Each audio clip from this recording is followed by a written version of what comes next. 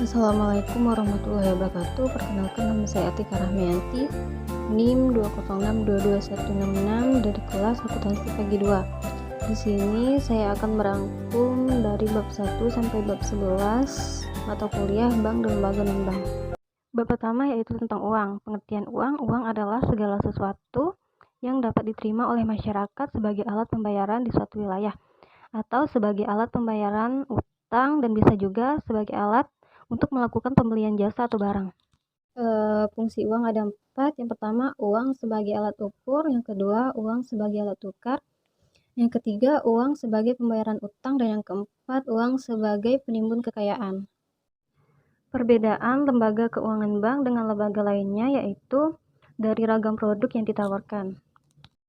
Untuk lembaga keuangan bank, di samping menyimpan dana, lembaga keuangan bank juga menyalurkan dana. Selanjutnya, bab 2 tentang ruang lingkup lembaga keuangan bank.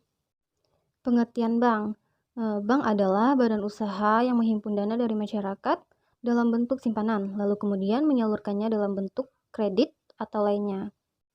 Tujuannya yaitu untuk meningkatkan taraf hidup rakyat banyak. Kegiatan perbankan dimulai dari jasa penukaran uang, sehingga dalam sejarah perbankan, arti bank mulai dikenal sebagai meja tempat untuk menukar uang. Ada beberapa jasa-jasa bank. Yang pertama yaitu jasa transfer, yang kedua jasa clearing, yang ketiga jasa inkasso atau jasa penagihan, yang keempat jasa penjualan mata uang asing, yang kelima jasa safe deposit box, yang keenam jasa traveler check. Kemudian ada jasa bank card dan bank draft. Bab selanjutnya itu bab 3 tentang sumber-sumber dana bank. Sumber-sumber dana bank ini adalah usaha bank untuk menghimpun dana agar dapat membiayai operasinya, seperti setoran modal pemegang saham. Ada juga cadangan-cadangan bank dan laba bank yang belum dibagikan. Dana yang berasal dari masyarakat luas seperti simpanan giro, simpanan deposito, dan simpanan tabungan. Yang terakhir, dana yang bersumber dari lembaga lainnya, seperti kredit likuiditas dari Bank Indonesia, ada juga pinjaman dari antar bank, kemudian pinjaman dari bank luar negeri, dan yang terakhir, surat berharga pasar uang. Kemudian ada beberapa jenis-jenis cek yang dapat kita gunakan untuk mencairkan uang. Yang pertama, cek atas nama. Cek atas nama ini hanya dapat dicairkan oleh orang yang namanya tertera di dalam cek tersebut. Yang kedua, cek atas unjuk. Cek ini dapat dicairkan oleh siapa saja tanpa harus menyertakan nama orang yang mencairkan di dalam cek tersebut. Kemudian ada cek atas pembawa. Bank akan memberlakukan cek ini sebagai cek atas unjuk. Namun, jika nama pembawanya dicoret, maka bank akan memberlakukan cek ini sebagai cek atas nama. Yang keempat ada cek silang. Cek silang ini adalah cek yang pada bagian muka terdapat 2 garis silang sejajar. Cek ini hanya dapat dicairkan oleh nama yang tercantum di antara 2 garis silang tersebut. Yang terakhir yaitu cek kosong. Cek kosong ini tidak memiliki nominal uang yang bisa dicairkan, melainkan si pemilik mengisi sendiri nominal uang yang akan dicairkan. Selanjutnya bab 4. Bab 4 yaitu tentang kegiatan mengalokasikan dana.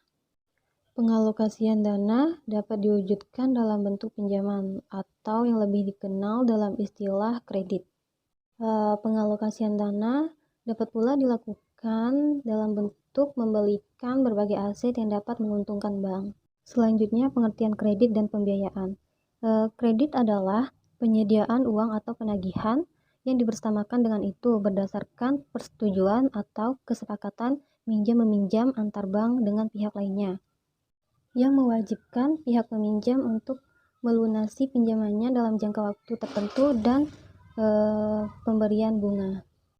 Selanjutnya, pembiayaan berdasarkan syariah adalah penyediaan uang atau tagihan yang dibersamakan dengan itu berdasarkan kesepakatan atau persetujuan antara pihak bank dengan pihak lainnya, yang mewajibkan pihak yang dibiayai untuk membayar uang atau tagihan dalam jangka waktu tertentu dengan imbalan atau bagi hasil. Ada beberapa tujuan dan fungsi kredit. Yang pertama yaitu tentunya untuk mencari keuntungan, kemudian membantu para nasabahnya, dan membantu pemerintah dalam peningkatan pembangunan di berbagai sektor. Dalam pemberian kredit terdapat beberapa prinsip, yaitu pertama karakter. Dilihat dari sifat peminjam, apakah jujur dan bisa bertanggung jawab. Yang kedua yaitu capacity, yaitu dilihat dari kemampuan peminjam untuk melunasi pinjamannya. Yang ketiga yaitu kapital, dilihat dari bagaimana peminjam menggunakan modal usaha yang dipinjamkan. Yang keempat yaitu kolateral, dilihat dari jaminan yang diberikan oleh peminjam kepada kreditur. Yang terakhir yaitu kondisi. Nah, ini dilihat dari kondisi calon peminjam, apakah mampu untuk melunasi pinjamannya nanti. Bab 5 yaitu tentang suku bunga. Pengertian suku bunga. Suku bunga adalah balas jasa yang diberikan bank berdasarkan prinsip konvensional kepada nasabah yang telah membeli dan menjual produknya. Ada dua macam bunga yang diberikan kepada nasabah. Pertama, bunga simpanan, yaitu bunga yang diberikan atas balas jasa kepada nasabah yang telah menyimpan uangnya di bank. Yang kedua yaitu bunga pinjaman, bunga yang diberikan kepada para peminjam yang harus dibayarkan peminjam kepada bank. Jenis-jenis pembebanan suku bunga kredit. Yang pertama ada flat rate. Flat rate itu adalah beban kredit yang nilainya sama sampai akhir pelunasan pinjaman. Yang kedua ada sliding rate, yaitu nilai kredit yang semakin lama akan semakin menurun karena pembayaran besar di awal. Dan yang terakhir ada floating rate. Floating rate ini yaitu nilai kredit yang ditetapkan oleh pemerintah. Jadi nilai kredit tersebut bisa turun, bisa naik, dan bisa tetap. Lanjut bab 6 yaitu jasa-jasa bank lainnya. Tujuan pemberian jasa-jasa ini yaitu untuk mendukung dan memperlancar kegiatan menghimpun dana dan menyalurkan dana. Jenis-jenis jasa bank lainnya antara lain yaitu ada transfer. Transfer ini adalah pengiriman uang antar bank atas dasar permintaan nasabahnya. Yang kedua ada clearing. Clearing adalah jasa penyelesaian utang piutang antar bank dengan menyerahkan warkat-warkat yang akan dikliringkan di lembaga clearing. Yang ketiga ada inkasso, yaitu jasa bank untuk menagih warkat-warkat yang berasal dari luar kota atau luar negeri.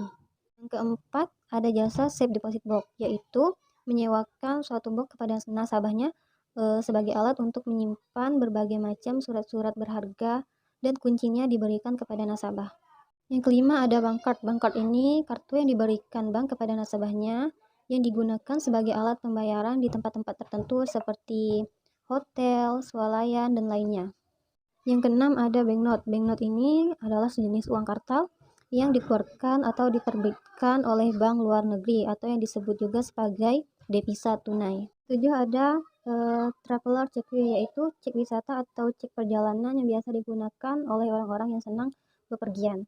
Jasa yang selanjutnya yaitu yang ke-8 adalah penerimaan setoran seperti pembayaran listrik, pembayaran pajak, pembayaran telepon, dan sebagainya. Dan yang terakhir adalah ke-8 melakukan pembayaran seperti memberikan gaji pensiun, hadiah, bonus, dan dividen. Lanjut ke bab 7 yaitu tentang pasar modal, pasar uang, dan pasar valuta asing. Pasar modal adalah tempat bertemunya para penjual dan para pembeli untuk melakukan transaksi dalam rangka untuk memperoleh modal. Selanjutnya pengertian pasar uang. Pasar uang adalah kegiatan perdagangan surat berharga untuk memenuhi permintaan dan penawaran dalam jangka waktu pendek tanpa batasan tempat. Terakhir pengertian pasar valuta asing, yaitu pasar yang mempertemukan antara penjual dan pembeli dengan mata uang asing. Umumnya kegiatan permintaan dan penawaran falas dilakukan di bursa valuta asing yang diselenggarakan oleh pihak bank.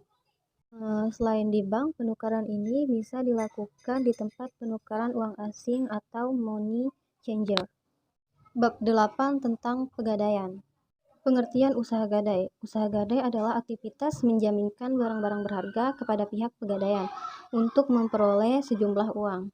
Dan barang berharga yang dijaminkan dapat ditembus kembali dengan perjanjian yang sudah disepakati oleh pihak pegadai dan nasabahnya.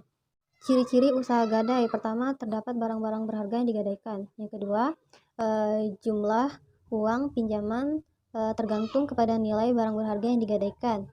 Dan yang terakhir, barang yang digadaikan dapat ditembus kembali. Ada beberapa keuntungan usaha gadai. Pertama, proses peminjaman uang relatif singkat, yaitu pada hari itu juga. Yang kedua, persyaratan peminjam uang sangat sederhana sehingga peminjam mudah untuk melengkapinya. Yang terakhir, lembaga pegadaian tidak mempersoalkan uang yang dipinjam dipergunakan untuk apa. Bab 9 yaitu tentang perusahaan asuransi. Pengertian asuransi. Asuransi adalah perjanjian antara kedua belah pihak yaitu penanggung dan tertanggung, di mana pihak tertanggung membayarkan sejumlah uang kepada penanggung untuk mendapatkan ganti rugi atas risiko finansial yang mungkin akan terjadi secara tidak terduga. Jenis-jenis asuransi dilihat dari fungsinya, ada asuransi kerugian, asuransi jiwa, dan reasuransi.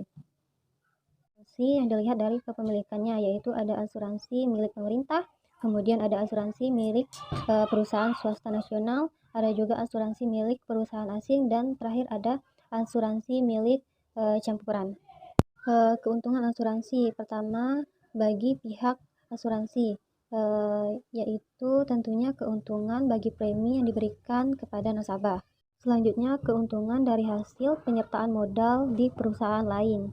Dan yang ketiga keuntungan dari bunga investasi surat-surat berharga. Kemudian keuntungan bagi nasabahnya. Yang pertama memberikan rasa aman.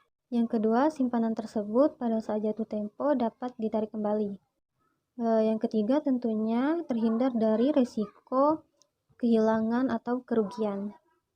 Selanjutnya nasabah juga dapat memperoleh penghasilan di masa yang akan mendatang. Dan yang terakhir dapat memperoleh pengganti atas kerusakan dan kehilangan. Bab selanjutnya yaitu bab 10 tentang dana pensiun. Pengertian dana pensiun. Dana pensiun adalah sekumpulan dana yang diperoleh dari iuran tetap para peserta yang kemudian ditambah dengan penyisihan perusahaan. Serta para peserta memiliki hak untuk mendapatkan bagian keuntungan setelah pensiun. Jenis-jenis pensiun. Pertama, pensiun normal yaitu pensiun yang diberikan kepada karyawan yang usianya telah mencapai masa pensiun yang telah ditetapkan oleh perusahaan. Kedua, pensiun dipercepat. Pensiun ini diberikan karena ada hal atau kendala tertentu seperti pengurangan pegawai. Pensiun ditunda. Pensiun ini terjadi karena ada karyawan yang berhenti sebelum masa kontraknya habis atau mencapai pensiun normal. Terakhir, pensiun cacat. Pensiun ini diberikan karena terjadi kecelakaan sehingga pekerja itu dianggap tidak mampu lagi untuk bekerja di perusahaan itu. Dan yang terakhir, bab 11 yaitu tentang kartu plastik. Pengertian kartu plastik. Kartu plastik adalah alat pembayaran secara online atau non-tunai dengan menggunakan kartu yang telah diterbitkan oleh bank negeri atau swasta. Di dalamnya terdapat fasilitas seperti promo penggunaan atau diskon yang didapatkan oleh penggunanya. Cara sistem kerja kartu plastik pertama yaitu nasabah mengajukan permohonan dengan melengkapi syarat-syarat tertentu yang telah ditetapkan oleh bank. Kemudian bank atau lembaga pembiayaan akan menerbitkan kartu apabila syarat-syarat tadi telah disetujui. Dan yang terakhir, dengan disetujuinya, maka pemegang kartu dapat menggunakan kartu tersebut untuk melakukan transaksi di berbagai tempat dengan bukti pembayaran. Jenis-jenis kartu plastik berdasarkan fungsinya ada debit card, credit card, cash card, dan juga check guarantee card. Kemudian dilihat berdasarkan wilayah ada kartu lokal dan kartu internasional. Cara-cara memilih kartu kredit. Pertama, persyaratan memperoleh kartu relatif ringan. Yang kedua, tentunya prosesnya cepat, mudah, dan tidak bertele-tele. Yang ketiga, mempunyai jaringan yang luas sehingga dengan mudah dapat dibelanjakan. Yang keempat, biaya penggunaannya relatif murah. Dan yang terakhir, tentunya memberikan rasa bangga kepada pengguna. Mungkin itu saja ringkasan perbab dari saya. Mohon maaf jika banyak terjadi kesalahan kata. Saya akhiri. Wassalamualaikum warahmatullahi wabarakatuh.